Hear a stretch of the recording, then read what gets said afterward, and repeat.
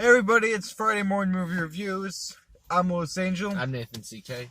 and I had a beautiful day in the neighborhood.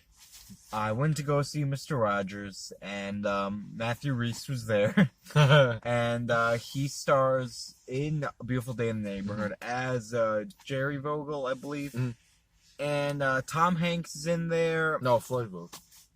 Floyd Vogel, Chris Cooper is Jerry Vogel. Yep. And you got Marielle Heller, who directs the movie, and that one, the actress from This Is Us, Susan Watson, she's in the movie. I like This Is Us. She's good in the movie. This is not a Mr. Rogers biopic at all. You don't see Tom Hanks becoming Mr. Rogers or anything. It's the story of this one journalist who Matthew Rhys plays. He writes for Esquire, I believe.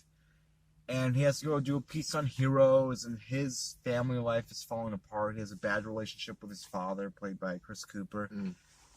And he goes and starts talking to Tom Hanks, who does a great job. I think he's going to get nominated for Best Supporting Actor as Mr. Rogers.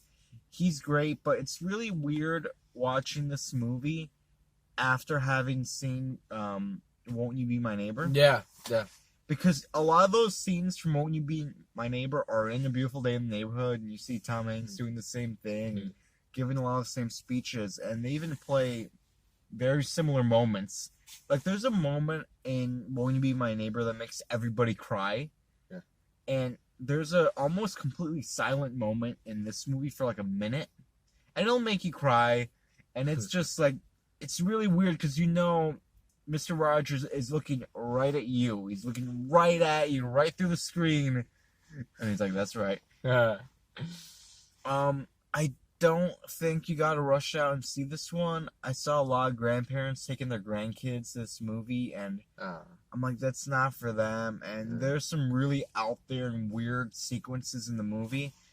And a lot of early scenes, Matthew Rhys just did not do it for me. He wasn't working this movie at all for me, man. He has some scenes where I'm like, okay, you brought it up some more.